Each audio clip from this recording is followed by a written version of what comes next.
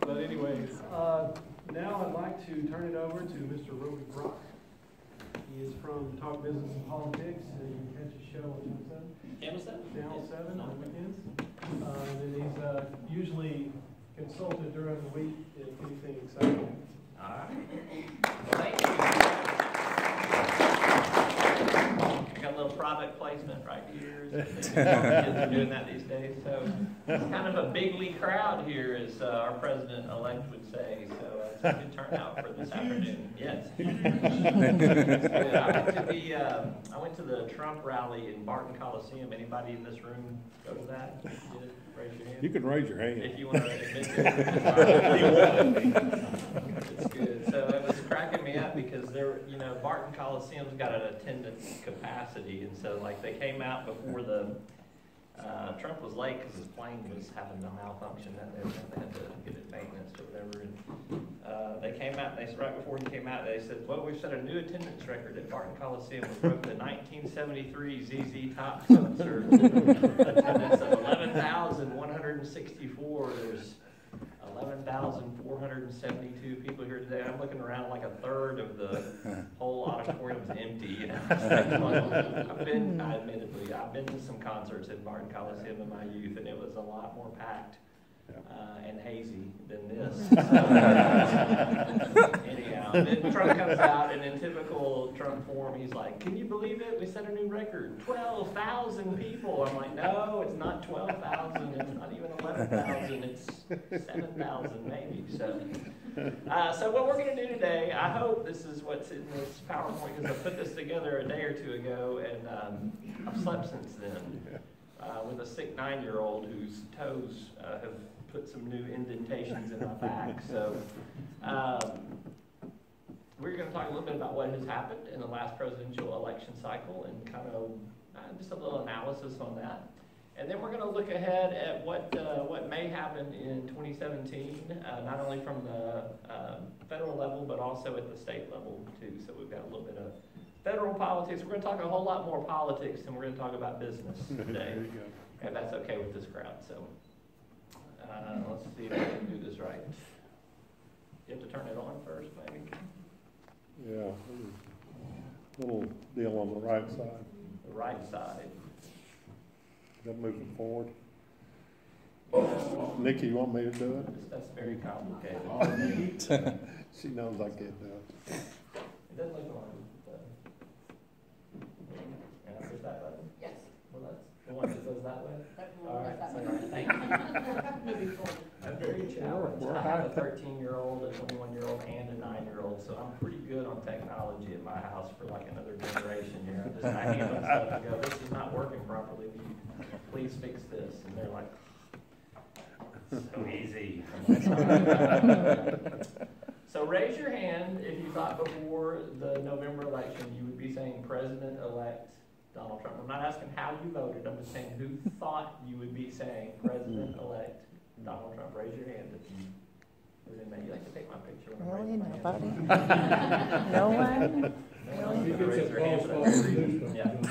I applaud you all for your honesty today and not thinking that it was going to be President-elect Donald Trump. I was in a crowd the other day and about 3 or 4 people, "Oh, yeah, no." I was like, "You're lying. There's no way that anybody thought that was going to happen." But it has happened. And so it's been an interesting post-election. Today was with Kanye West. I don't know if you saw that or not. Bill Gates and Kanye West came to Trump Tower today. I really don't have words sometimes. Yeah, in the same car. Awesome. This is something we interviewed Bud Cummins, who was the chairman for the Trump campaign here in Arkansas. And I thought this really kind of succinctly sums up what people think about Donald Trump and why he's such the phenomenon. This is Bud's quote on election night when he won. "People have been saying my whole lifetime that they wanted a candidate that wasn't beholden to special interests." So here you go. So I think that that's kind of what we're going to get for the next at least 4 years, is a guy that's not beholden to really any special interest. Donald Trump really kind of ran, even though he was under the Republican moniker, he really kind of ran as an independent, kind of a third-party candidate who just happened to use the Republican Party apparatus to get where he went to stay there. went to get where he wanted to go there. And, you know, he was running as much against Republicans as he was Democrats in this last election cycle. He was running against Paul Ryan and Mitt Romney and some other people that have come and kissed the ring since the election there. But I think we're going to get a guy that's going to be pretty independent and do what he wants to do in that respect. A lot of people have asked, how did Arkansas kind of compare to other states in terms of our Trumpiness, for lack of a better word, because Trump won very bigly here in Arkansas, but we weren't even in the top 5. So Wyoming had the biggest percentage of Trump victory, a little over 70%, followed by West Virginia, Oklahoma, getting a little SEC territories, Alabama and Kentucky. Is Kentucky really the SEC? I guess we'll throw them in basketball. So. South Dakota, Tennessee, and then Arkansas was 8th, actually, at 60.4%. And I throw this one in here. Trump's worst performing state / district was Washington, D.C., where he got 4.1% in Washington, D.C. So I'm thinking, like, every time you're out there in Washington, D.C., if you're Donald Trump, for every 100 people that you see, you know that only 4 of them actually voted for you, which is going to have to be a little, that's going to be a little disconcerting, I'm sure. Hillary Clinton got like 93% of the vote in Washington, D.C. It's pretty funny. So the one place on earth that you might want to be if you're president and you have this kind of number of performance is probably not Washington, D.C., but that's where we spend a lot of the time. So there you see where kind of Arkansas pulled right there. Easy to kind of define now in the Monday morning quarterbacking and post-election how we got here. There were some red toss-up states as we kind of went into election day that Donald Trump had to win. There were some blue toss-up states that he needed to win. And then there were some, even if he had won all the red toss-up states and all the blue toss-up states, he still had to pull some blue states out of that category back in to the Republican fold, and he did it. I am actually pleased to say that about 8 days before the election, I had altered my pre-election stuff to show how Hillary Clinton gets to 270 electoral votes and how Donald Trump gets to 270 votes. And it was a long shot that Donald Trump was going to do it because he had to run this inside straight here to win all of those states to really line up. Actually, Hillary Clinton won New Hampshire and Nevada, but the combination of Wisconsin, Michigan, and Pennsylvania pushed Donald Trump over the top there. If she had won those 3 states, she would be the president-elect, and it wouldn't be Donald Trump. This is also kind of another interesting kind of analysis of the race, too, as we looked at how, and this is before any of the recount. I think Wisconsin's had a recount, but I think the other ones got thrown out. But looked at some overperformance and underperformance. In 2016, the numbers on the left reflect how Hillary Clinton did compared to Barack Obama's 2012 numbers. And the numbers on the right compare to how Donald Trump did compared to Mitt Romney's 2012 numbers in some of these key states. So in Wisconsin, Hillary Clinton performed 232,000 votes fewer than Barack Obama got in 2012. Donald Trump only got under 1,000 more votes in Wisconsin. So that one could have very easily tipped into her category. Bigger numbers on some of these other ones, though. Michigan, she was down 294,000 votes. He was up 166,000 over what Mitt Romney did. In Pennsylvania, she was down 63,000 votes from Obama's performance. He was up 293,000 above Mitt Romney. You can see the Ohio numbers there, and then the Iowa numbers. I kind of put all those in there because those are those Rust Belt states, the Midwestern states where he was going to be very competitive. And yeah, I think I'm right on all this. Barack Obama won all of those states in 2012. So, and that was really the game changer right there. I know there's been a lot of analysis on that, but just when you kind of look at those numbers and you see how stark it is, it's pretty interesting. So what will a Trump presidency hold for us? Well, my answer is who knows at this point in time, because it's every day I wake up and the first thing I do is I'm in bed before I hit the snooze button, and I pull up at my Twitter account and I just start reading what has happened in the last 3 hours. You know, I get up about 5:30 every morning, but somewhere from about 3 a.m. on, you never know what's going to have happened in presidential, post-presidential election politics there. But that's a little deceiving because there are some things we do know about a Trump presidency. Back in the campaign, he talked about changing taxes, building a wall in Mexico, banning Muslims, a conservative Supreme Court, congressional term limits, new trade deals, repealing Obamacare, and certainly for a lot of business people, regulatory relief was a message they heard loud and clear, but there weren't a lot of specifics about some of that stuff. I thought this is another great quote. I think this came out of an Atlantic article about how difficult it is to kind of pin Trump down. Is the press takes him literally but not seriously. His supporters take him seriously but not literally. I think that's going to be troublesome as president, because you do at times need to literally understand what it is that the president is trying to do. Say, for instance, nuclear weapons in North Korea. I would really like some clarity on those positions and not be thinking, well, maybe he means this, maybe he means that, I don't know. But I think that's a pretty good definition of how difficult it is to interpret Donald Trump and kind of what we're in store for the next 4 years, because I don't think it's going to change. I don't think he's going to govern much differently than he's campaigned and much differently than he post-election has conducted his business here. I think we're up for a whole lot of, any minute now, there's no telling what's coming down the pike. But he was consistent on some things. And even though there weren't specifics, I do think there are some vague categories that we can expect to see some pretty clear decision-making from. And I think when you put it in the context of who he has already named as some potential cabinet position posts and everything, this will probably be a little bit clearer.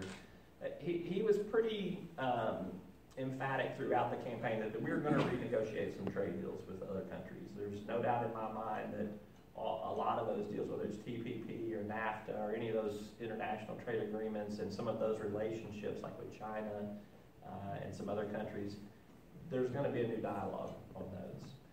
What the details are, we don't know. There will be some changes to immigration in this company, or in this country. I don't know what the specifics will be, but I mean, there will definitely not be the status quo in terms of what we're doing now. And I think America's role in the world, I think Donald Trump has a different worldview than President Obama and George W. Bush had, in that America doesn't always have to be the leader in some problematic area of the world. Those areas of the world can take care of their own business for a while, or maybe we define our mission in those parts of the world a little bit differently. I think he'll be consistent with that in terms of doing something different than what the status quo has been in that respect. Domestically, you'll see some changes to the Affordable Care Act. Whether we repeal and replace or repeal and delay is what they're talking about now. I think we'll just have to wait and see, but I don't think you'll see status quo, although my prediction is that when they do replace it, it's going to look a lot like it does now is what I think is going to happen. So it's just going to be branded a little differently, and some time will have passed, and some details will be changed, but I think some big picture stuff will be the same. We are going to have probably some tax reform, at least an effort to reform taxes, whether that's bringing some companies back offshore into America or some big tax cuts at the top of the income tax bracket. I think we'll see some of that tried, if not passed. I think there's a great chance that there'll be some infrastructure investments. It's been a big part of Donald Trump's kind of domestic agenda there. He's talked about $1 trillion over a 10-year period of investment in bridges and highways and roads and rail and some other important infrastructure, quite frankly, needs some attention. And then, as I mentioned earlier, regulatory relief. I think that before he goes into office on election day, I think you'll see some sort of presentation of, here's 35 executive orders of the last 8 years that I plan on rolling back on day one. Here they are, A, B, C, D, E, F, G. I would not be surprised to see something like that kind of rolled out. And whether that's waters of the U.S. or some EPA regs, or maybe some of the Department of Labor regs that are out there, I think there'll be a variety. But I think we'll get some specifics on that quite quickly. I think this is the part of the presentation where we pivot to the state. Look at that. It's pretty good. I remember that there. Serve the coat for that. So let's turn our attention to the state of Arkansas. And I'm going to open this up for questions when we get going here. So. We got a lot on our agenda in the 2017 legislative session. There's no lawmakers here today, are there? Nobody that would claim to be a lawmaker? That's good, because now I can tell you what they really think. If they're in the room, you got to be really careful about how you say things. Medical marijuana is going to, it's not a very good phrase, but it's really going to suck the oxygen out of the room at the state capitol. Those of us in the press actually really like this whole topic because we get to throw all kinds of bad puns out, like, you know, you have to really get down in the weeds to understand what's going on. You know, let me be blunt about what's really going to happen. It's pretty good. That's good. Anyhow, but they really, we've created a new industry in Arkansas, and there has not been a marijuana, well, let me back up. We've created a new legal industry in Arkansas. So, and we have to figure out how to put the right mechanisms in place to grow marijuana, to distribute the marijuana, to regulate the product, to dispense the product. And that is going to be a gargantuan challenge for our state lawmakers. You remember a few years ago when we passed the lottery, I'll raise my hand in the picture. When we passed the lottery, that was a really time-consuming issue up to the state legislature of having to figure out how to put all of those mechanisms in place. This is going to be much larger than that. It's going to have a much bigger economic impact than the lottery did, I predict. And so that's really going to be time-consuming for those lawmakers up there. Tax reform is another one. As we're speaking right now, you might check in on your Twitter if you want to. I think the governor's holding a press conference as we speak to outline some details of his tax plan, which I don't know what they are, other than it's $50 million of tax cuts. I don't know if that's going to go to some lower income tax relief, or if it's going to go towards maybe something a little bit more targeted, like veterans who we have a different set of rules than some other states do on veteran income tax benefits. That'll be a big debate up there. $50 million is a lot of money to me, but in the grand scheme of the state's budget, $50 million is not that much. That's belt tightening, quite frankly, and so I think they'll find the wherewithal to do that. Even though state revenues have been a little bit declining for the last 5 months of the fiscal year, I still think they'll find a way to do that. DHS and foster care reform is going to be a huge, huge issue. You probably read with a really heavy heart about some of the really difficult things that are happening with foster care kids in Arkansas. We have a crisis in foster care. There's been a huge increase in the number of kids in the foster care system. We have a shortage of caseworkers to properly process that and to really evaluate where those kids can and should go. And I think you'll see a multitude of different attacks on that front to try to solve that problem and reduce that crisis in the next legislative session. And it's just got such a powerful human toll on it that it really is gut-wrenching to watch what happens in that area. And so I think that'll be a big area of focus. The private option, Arkansas Works, our Medicaid expansion program, the governor got his waivers from the federal government. I think they will look to go even further with some reforms of the Medicaid expansion as a result of the new administration coming in. I think they'll get a lot more latitude to do some things through block grants or with a lot more flexibility from the feds. I think that'll be kind of a common theme that'll push down to the states. We have a prison population problem in Arkansas. You'll have one here in Benton, as a matter of fact. Some guy was running around earlier today. Did you ever catch him? Did they get him? I don't think so. He just walked out, didn't he? He's probably in a high school by now. I got the alert. My wife texted it to me knowing I was on my way down here, and she's like, don't pick up any hitchhikers. I do that all the time. I'll for sure avoid anyone in the Benton area wearing an orange jumpsuit. Sure. But states like Texas have seen a decline in their prison population, and we have not in Arkansas. So a few years ago, probably about 5 years ago, 6 years ago, the state embarked on a big prison reform effort, sentencing reform effort, and because of the violation of the parole of one of those people, it kind of triggered us into going into an overreact phase, probably rightfully so, arguably. But I think you're going to see, it's just such a tax on state resources. I think you're going to see a lot of changes in that area right there. And I think that'll be a very contentious issue because you got some law and order Republicans up there, and then you've got some Republicans that are looking at this from a budget perspective and saying we're going to have to change and do something a little bit different.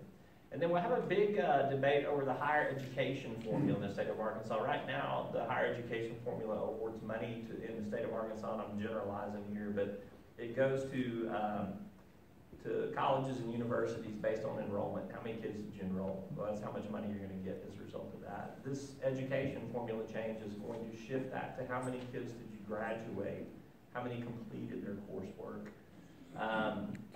And with that will come some winners and losers out of that. If you're an open enrollment school, for instance, you take everybody that comes in, you're going to have a more difficult time getting rewarded for helping them get to completion.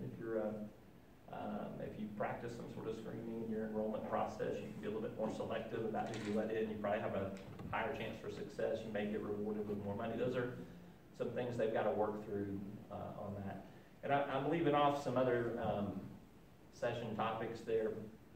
One of the other big ones that I'll throw out, because I know that you guys will want to talk about this, is constitutional amendments and what may be coming on that front. I know there's 4 of them that are kind of floating out there. The legislature can only refer 3, and some of the leadership that I've talked to wants to restrict it to just 2 voluntarily by letting the House pick one and the Senate pick one and not have to go into this debate about where do we get the 3rd one from. So I think you'll see an effort to get tort reform, which got kicked off the ballot this past time around for the nursing homes and hospitals. I think you'll see that as one of the possibilities. Eliminating fiscal sessions are every other year. We just made to do a budget. I think you'll see some effort to do away with that.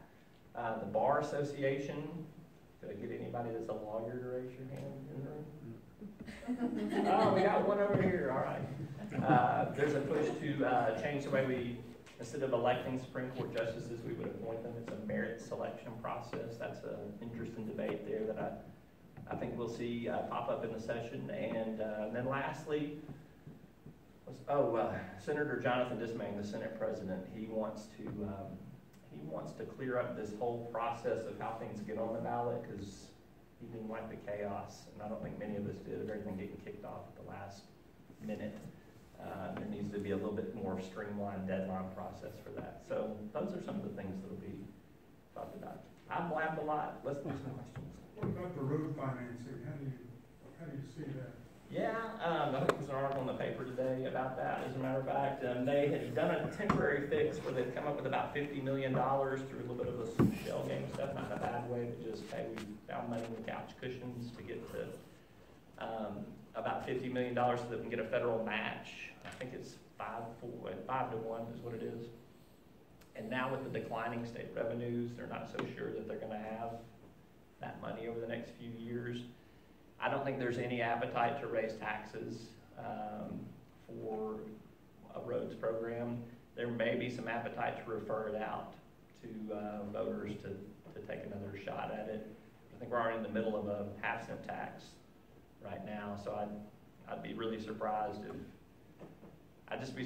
the appetite's there to do it. But the only way I'd see it happening is if they refer something to voters to make a decision on, which they could do. What do you want to see happen? Well, as I understand it, the wholesale fuel distributors pay no tax. And so it'd be very simple for the legislature to simply remove that exemption, and that would immediately put enough money in to pretty much fund our roads. Now, Yeah. that would get passed on to the consumers. But I mean, the way the gasoline prices move up and down today, I mean, notice a 10 cents bump or something in the price of gas would probably have minimum impact. Yeah. The politics of that is, though, those legislators that would vote to do that would get tagged with raising taxes. And in an ultra-conservative legislature that we have now, the challenges are not from the incumbents with Democrats. It's going to be from incumbents in their primaries, from somebody that says, you're not Republican enough, you're not conservative enough. And so I think that's the political challenge of what you're talking about right there. Plus, I think the talk of an infrastructure program at the federal level is going to give some folks some hope that there's going to be some money that will come down out of that. It's just that stuff takes years to work its way down, so it's kind of tough. It's kind of tough. About our quiet side of the room over here. Yeah. You said they were going to look at possibly changing the way things get on the ballot. It seems like to me, just as a casual observer, that if it's a voter-initiated issue, it seems to get thrown off. But if it's initiated in the legislature, it's okay to hide increases in term limits in an ethics bill on 7th paragraph, page 32. Well, I would say there's three different categories. There's the legislative referred, there is the citizens initiative, and then there's the citizens initiative that's run by professional canvassers, and those tend to stay on the ballot. So I think what you, even though the tort reform was a professional one that was running, it got kicked off. There's only two ways you can get something, well, there's two general ways you can get something kicked off the ballot. Either your signature collection process was flawed or your ballot title is flawed. Quite frankly, the legislative referred issues in this last go-round, I'm surprised somebody that was opposed to any of them didn't challenge them. The one that extended county terms from 2 years to 4 years, it really didn't say that. It said something to the effect of affecting county terms or something like that. It didn't say it changed them from 2 to 4. So if you didn't read it real deep, you were like, oh yeah, whatever. And I thought y'all's issue 3, the economic development, Right. what was it? Was the Job Creation, Expansion, and Economic Development Act. And if you read the next sentence, it was like Amendment 62 and General Obligation Bonds. Woo! So what was this one again? Job Creation, Expansion. Oh, I'm for that. Yeah, for. I mean, That's right. those are brilliantly worded things like that. So that's a lot of it. And then no, I wouldn't say that it's just the citizen ones that get kicked off. So the legislative ones tend to do stay on. So One of them got kicked off in the middle of early voting, didn't it? Like yeah, that 3 or was 4 one of days the in. marijuana ones. Yeah. Issue 7. Yeah, how does that happen when it's already on the ballot and then it gets kicked off? How That's kind of is sad. is it because of the deadline for signatures? Right. There's not enough time to figure it out? Well, there's the law kind of prescribes the process for challenging those, and it's not by a certain date. It's by a certain number of weeks after another certain deadline, sort of thing.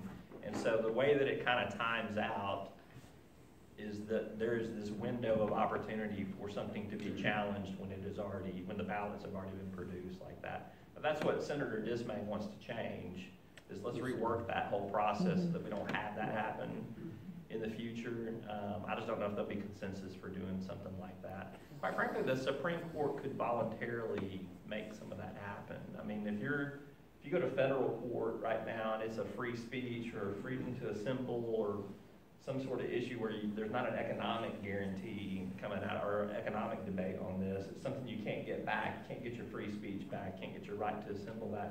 Those get fast-tracked at the federal court, and so you could the state Supreme Court could go, you know what, on all these ballot issues, the second something's filed, we got 5 days to figure this out, and let's get in the room and figure it out. They could kind of police themselves on that and spare us, but the window of opportunity was there, and it's just because the law allowed those deadlines to be loosey-goosey about it, and it's got to be, it's in the Constitution, so it's not something that you can just go pass a statute Right. and change. You got to change the Constitution on it. So we'll see if that gets anywhere in this session. All right, what do you guys want to see in the next session? I think, do you see any more members changing sides?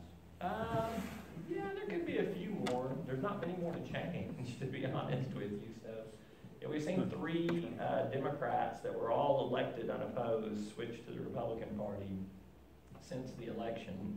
And there was also Linda Collins Smith switched about 2 or 3 years ago from Republican to Democrat too. There could be another It would only take one in the Senate to change the balance of power, right? Yeah, and I don't think you'll see one coming from down there. I mean, that could be probably like a Larry Teague or Bruce Malik, and I've been on some panels with those guys, and they've kind of been point blank asked, and they're like, I'm not changing, I'm not going anywhere. So I think it'd be tough, but in order to have some sort of ability to block appropriation bills is what they would have enough of them. In 3/4, in the House, right? In the House, Republicans have 3/4 now, right? Yeah, they have 76 in the House. And in of the the Senate, 100. they have 26. Is that right? The Democrats have 24. 24. Okay. How many Republicans have 24? Right. Democrats have 24. Oh, I mean, Are you talking about in the Senate? Senate, yeah, I'm sorry. I think they have 26. I think it's 26 and 9. Like, you've got to have 27 for Yeah. the 3/4 up. Yeah, but the Senate works a little differently too. I mean, Sam, you got a little experience knowing how that Senate works down there. It's pretty collegial down there. I mean, it can get chippy on some partisan issues, but by and large, they're not as party line per se on a lot of issues as they can be down in the House. There's a little bit more discipline, I think, in the House politics than in the Senate, so the kind of wheel and deal down there.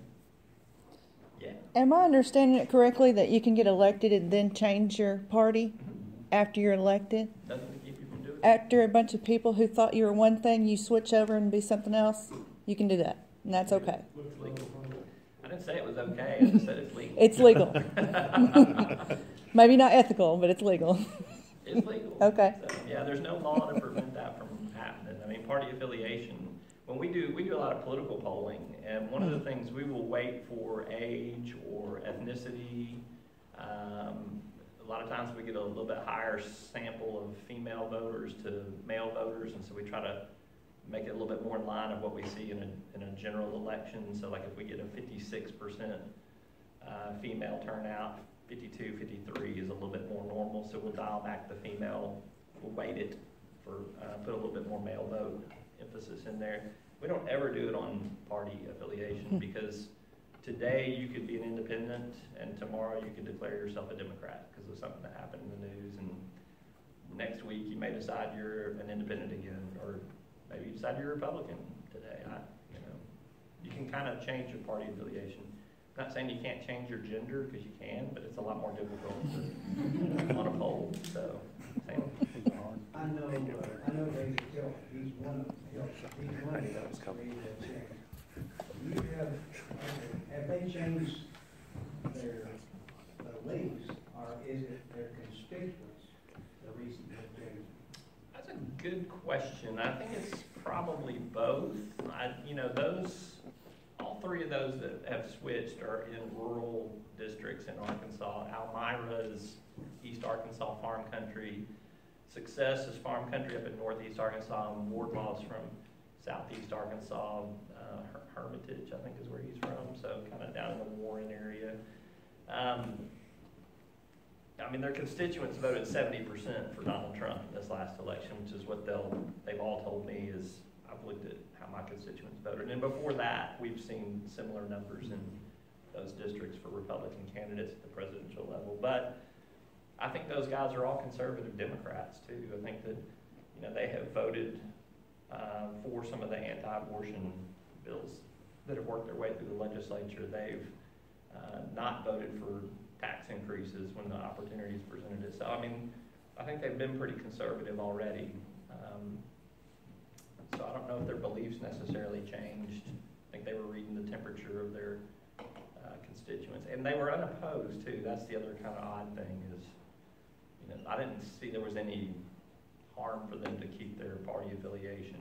And to my knowledge, no deals have been cut. We may find out what some chairmanships are announced, but I know Joe Jett told me specifically, he said, I have even thought that I might not want to take the chairmanship of a committee if it's even offered to me, because I don't want it to look like I switched parties to keep this chairmanship position. So I can't really speak to their motives other than just what they publicly profess. Don't you think there's an underlying motive too, that maybe they get more done from the majority side? I think there's some of that, and I think, avoiding an opponent in the future, it's going to be tough for Democrats to recruit opponents in Hermitage, Almira, and Success. I can tell you that. They'll struggle to find Democratic opponents for them. But yeah, working in the majority, you could get more done. But our state legislature is still, you can work across party lines pretty easy on.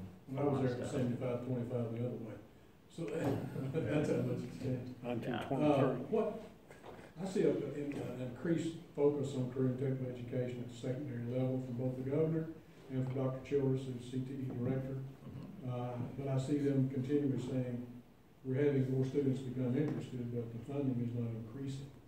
Do you see that being a push from the governor's side to make some CTE funding focus so it increases a little bit? I don't know if you saw, but about a week ago, they let go of about $8.2 million for, they're called AR Future Grants. They're grant money. Scholarship grants, most of them. Yeah, you have to, it's for jobs that are high wage and high in demand, so welding jobs, for instance, is a perfect example of what they're looking for.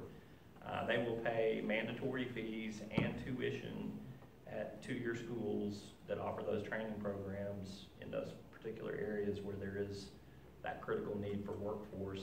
And if you, I think there's a provision that you have to stay in the state of Arkansas working for 3 years after that, or else it converts to a loan versus a grant. But that doesn't affect the secondary level, the high school level. No. The question is, do you see any focus in that area? Because we're all in this area focusing on what can we do for the secondary level. And the governor's doing the same thing.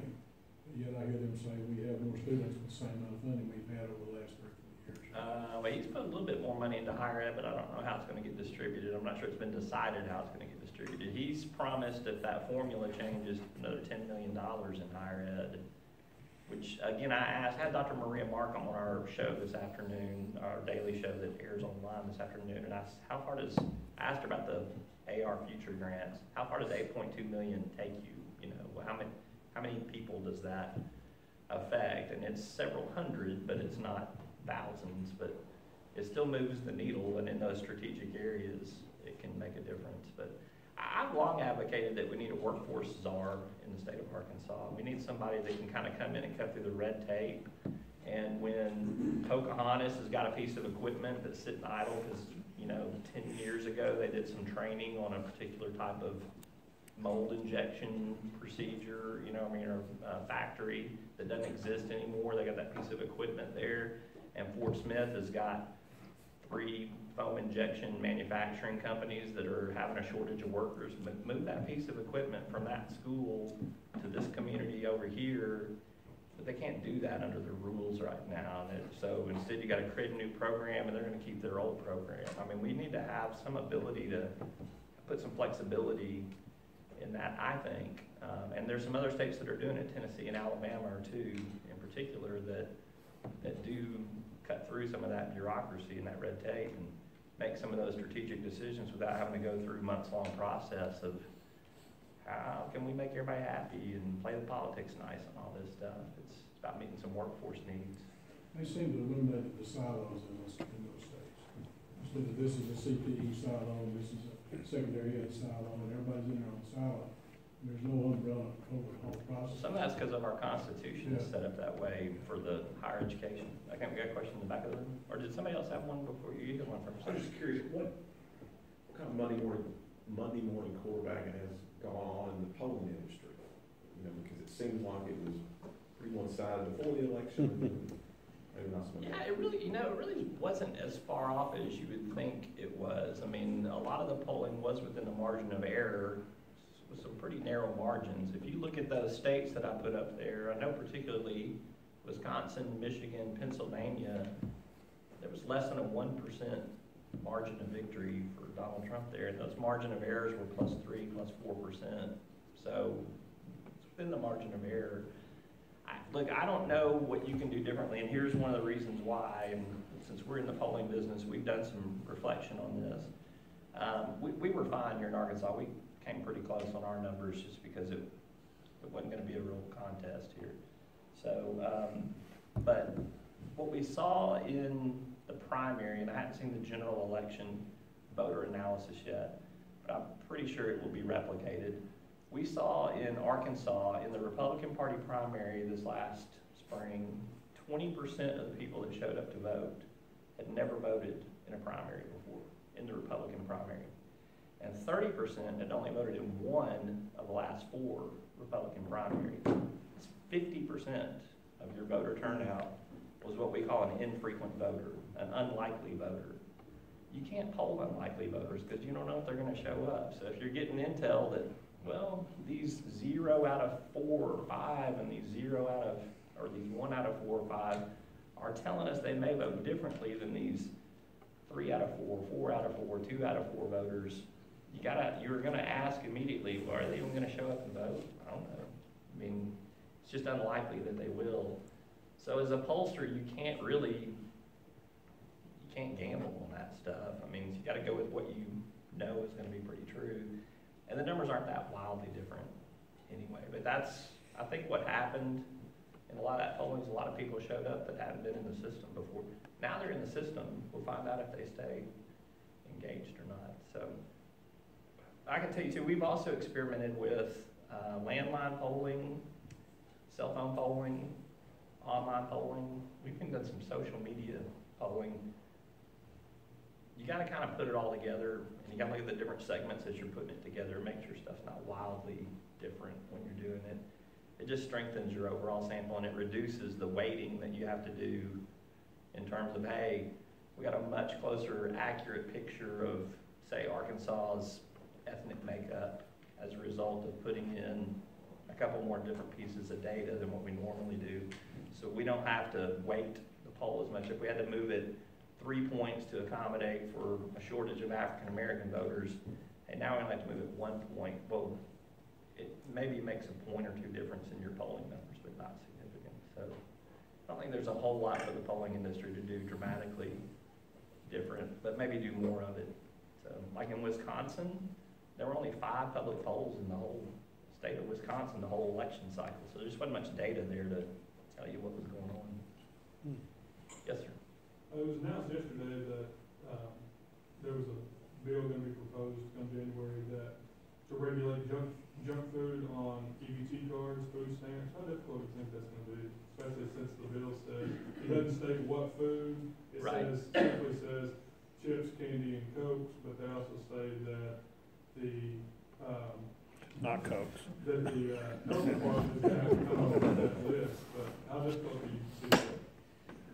Well, look, I don't think that this legislature is going to let too much stand in their way of passing legislation. So they've got the Republicans have super majorities. I think when there's an idea that catches on that it's going to be hard for someone to throw some resistance up to, whether it's guns on college campuses, eliminating junk food from those on food stamps.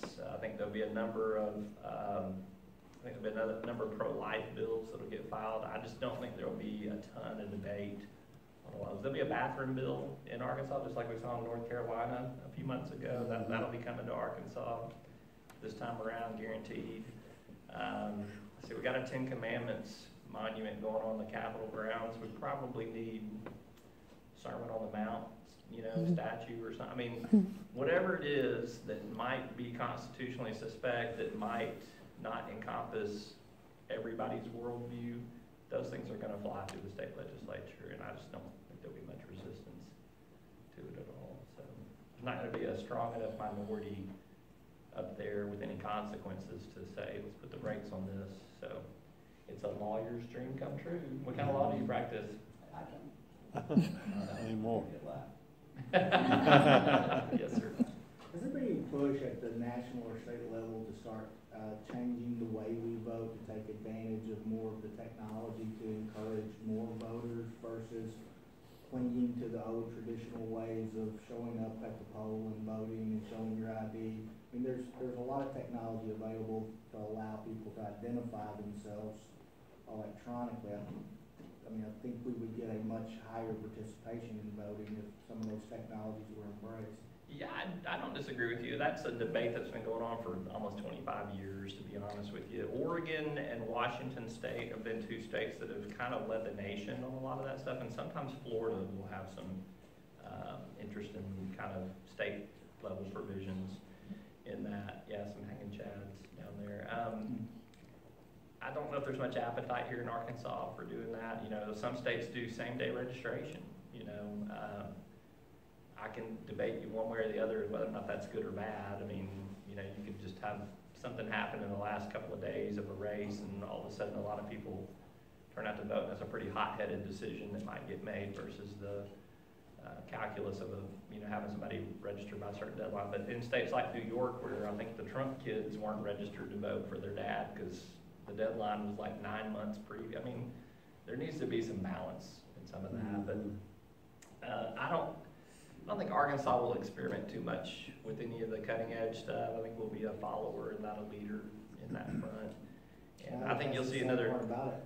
The technology that's available is not cutting edge. It's 20 years old to be able for someone to identify themselves electronically versus having to show a driver's license to be able to either register or vote. Yeah. You don't technically have to show your driver's license or technically any you kind of don't, but ID. when you don't, I have a very libertarian executive editor in Michael Tilley at our news organization, and just to be contrarian, he went in and voted in the spring and decided he was not going to show his ID when they requested it because I don't have to, and a ruckus broke out, and he was threatened with being hauled off to jail and all kinds of stuff. And now they have signs in Sebastian County all over the voting places as a result of my guy, my employee, Michael Billy. So proud. He inspired a lot of paperwork. I can't remember. Does it have his picture on the sign? ID is not required, but is preferred, or I don't know, it's something to the effect of, you can show us your ID, but you don't have to. And I was like, Tilly, you're a troublemaker. Thank you. You're a troublemaker. For that, so, anyhow. Other questions? You guys are great. You got a lot of questions. Yes, sir. This may be the final one. Do you think Donald Trump will finish his 4-year term? Are you talking about his president? Yeah. I don't know. Do I have to answer that one? No, you're good. I'm not a fortune teller. I can't tell. There's really no telling. So, I look at some of the controversy that's up there now. The things that bother me the most about the transition of all this, the Republic will survive the changes in policy. If we move away from some of the climate change, theories that the Obama presidency has embraced or administration's embraced, the Republic will survive that stuff. The areas where I have the problems are, number one, I'm worried about his Twitter account because I'm worried that somebody's going to hack into it, like North Korea, and say something like, nukes on the way, to North Korea, that's going to give the North Koreans a chance to say, we'll do a preemptive strike. I mean, and I won't know if that's serious or not serious, because sometimes you're supposed to take him literally, and sometimes you're supposed to take him serious. That's one of my bigger problems with that.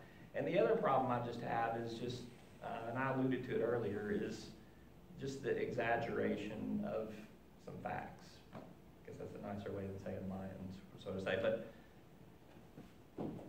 I need to be able to believe my president when he says something that's supposed to be factually correct.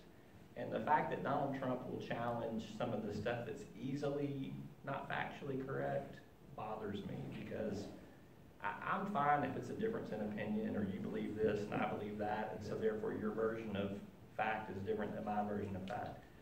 But, like, to say there's 12,000 people in Barton Coliseum when there's only 7,000 people in Barton Coliseum, you don't need to lie about that. 7,000 is a very respectable crowd for Barton Coliseum. Just say there's 7,000 people here. I mean, that's the kind of stuff where there's going to come a point in time in 4 years, if not 8 years, that he's going to say something from the Oval Office because it's of a serious national nature, and I'm not going to know whether or not he's being serious or not. I mean, is this truthful? Is this completely true? I know politicians don't always tell the truth. I know they can stretch the truth. Yes, it's true. But I'm just saying, there's such a body of evidence out there that it makes me question sometimes, when he will say something that I'm like, a month ago, he said just the opposite of that. That's just not, and I'm not trying to say I want to believe my president, whoever the president would have been, or is, or will be. But I need to know that there's some facts at times that I can trust. And that's my biggest concern with him. Along the same line. All the policy stuff, wherever your politics are on that stuff, we're going to all be fine with all that. It's the stuff that causes potential national security threats is where I'm most troubled. Along the same line, evidently, he's been smart enough all his business career to have smart people around him, and he seemed to listen to them from time to time. I think he's preparing himself to hire smart, qualified people, exception one or two. It looks like they're going to be very knowledgeable and will give him good sound advice. Yeah. Is he going to listen? I don't know. You see a different direction of government where Obama had, say, 90% of his primary staff was academic, and Trump's going to be 90% business. How do you, and military too. I think there's a big military influence in there, yeah. the things where I'm saying the Republic will survive all of that change. I mean, those are just differences in political philosophies, differences in political opinion. You know, if we move the capital of Israel from Tel Aviv to Jerusalem, which is being talked about, I mean, I don't think that's going to cause an outbreak of a war in the Middle East. They've already got plenty of them over there. But that's not what troubles me. What troubles me is when he says, these 4 things happen, and this is why I'm ordering a nuclear attack on X. I don't know if those 4 things that he says happened actually happened. That's where I'm going to have trouble believing. Well, don't you think that's the same situation that we faced with Obama and Gaza? Because we were told one thing and factually incorrect. And I understand what you're getting to, but I mean, are we really? Is he going to be a whole lot different than the last 8 years again? I guess that's the question. Yeah, well, I think that it will, because I think it's going to be out there. So Barack Obama didn't take to Twitter to discourage my belief in him over the last 8 years. I mean, things happened and we found out about them factually through the process. But when I can blatantly see someone attempting to manipulate facts, that's when it becomes problematic for me. So, but I mean, to your point, yes. I mean, we've dealt with that in every president. Bill Clinton, exactly. George W. Bush. I mean, going back to the Nixon years and Johnson. I mean, you can go all the way back in history, but I don't think we've ever seen anybody that's just kind of come out and said in the same news cycle, I didn't say that. Yeah, you did. We just played the video back. You said it this morning. No, I didn't say that. You just took me literally on that. I think that's somebody having to adjust to scrutiny. I mean, in his business, nobody was willing to scrutinize him because he was the boss. Right. The question is now he can't control either or Congress. You know, look, I think to your point, he's surrounded himself with, I hope, some pretty good people, and I hope he takes their counsel. So. That's the key. All right. Well, Sam, you told me that was your last question. Now you're asking another one. It's a statement. Everybody in this room doesn't know you or your background. What? Put your commercial in Channel 7. For your show and all that, yeah. Yes. So, Talk Business and Politics, you can find us online at talkbusiness.net. You can watch us Sunday mornings at 9:30 on KATV Channel 7. We're on all of the NPR affiliates across the state too. In Central Arkansas, it's KUAR at 6 o'clock on Monday nights. And we also have an email newsletter that comes out every morning. It's free if you guys want to get It's on real with good. us. It's real good. It's a pretty good round. It's about 10 stories that mattered in business and politics from the day before. 8 to 10. What is the name of that? And just send me an email at roby@talkbusiness.net and just tell me you want to be on the newsletter, and I'll fill it out for you. Or you can go to our website and do it yourself. So, and despite my pronouncements there on the president-elect, our news organization tries to very objectively present the news and what's happening. I let people from the left and let people from the right come on our TV show and on our website and offer their opinions, but it's usually in balance. We usually will have somebody speaking from one side, somebody speaking from the other, and let people make their own decisions as to what they think their positions might be. And I'll tell you, I appreciate that, because when you watch the national news, you know, you can tell which channel you watch, and they're going to get a perspective.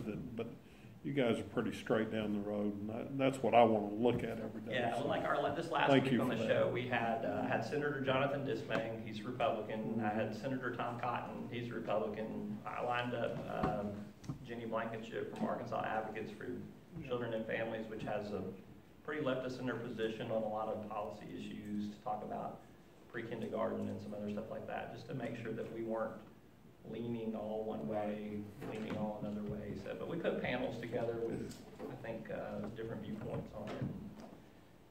And I am pretty adamant with my writers about, on our news material in particular, let's keep it between the ditches. Yep. Just tell people what the facts are. If you need to throw some opinion in there, because that's what somebody at the press conference said, or somebody offered some thoughts, just make sure it's balanced on that. So we'll try to do that. What's your opinion of Tom Cotton? Is he the Oh, candidate of the future? Well, he's not the presidential candidate of the future. I was giving a presentation before the Comey letter hit on the presidential campaign trail, because that was a big momentum swinger there. I spoke to the Northwest Arkansas Political Animals Club probably about 3 weeks before the election, and the headline was, Clinton to win presidency, Cotton gears up for 2020. Wow. So, because at the time, I mean, there was not a path to 270 for Donald Trump at the time, and Cotton had been making the rounds. He'd been on the campaign trail for some congressional candidates in Iowa, New Hampshire, South Carolina, you know, some of the early primary states. So I saw the senator and I said, I noticed you've been traveling to some early primary states. Oh, Roby, that's just trying to help out people. Just trying to help people out. Sure. You're a lousy faker, buddy. But that'll obviously be different now if there's an incumbent Republican. And there could be. I mean, you never know. So we got 4 years to figure it out, right? That's right. But yeah, I mean, look, his political star is going to nationally will continue to rise. He'll be much talked about, and he'll have a high-profile position. He's not been shy about stepping out there.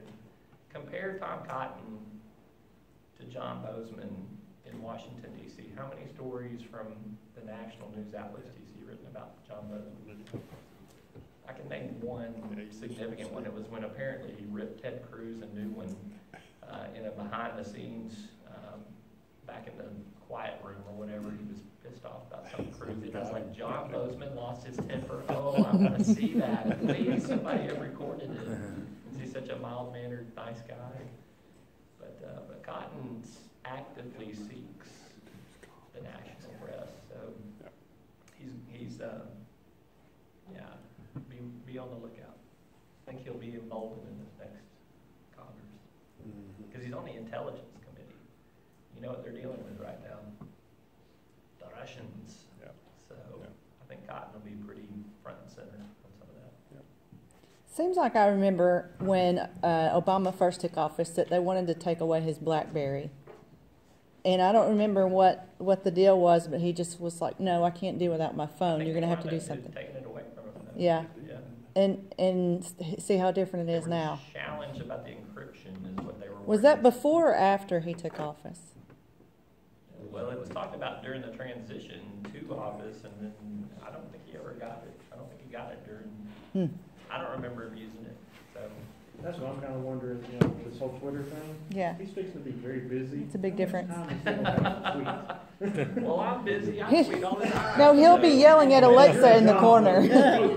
Alexa, tweet this for me. Yeah. Now, I think there's two. I think I've read somewhere there's two people. He tweets directly, and then somebody on his staff can also tweet for you. So just like, hey, you know, photo ops and stuff. Can like it that. go to like a tweet purgatory where somebody approves it, and then it can go through? There should be. There should be. You can set that up to happen, but I don't think Kellyanne Conway's gotten that experience from me yet. So. All right. Well, thank y'all for having me. Y'all been great. That was very interesting and interactive. Thank you for the crowd for participating. That could have been very awesome. This crowd was good. Hey, quick reminder, if here in the next 25 minutes, if y'all want to work your way over to Sevier and Lillian Street, the mayor's having a celebration, or a ceremony rather, to reopen Lillian Street.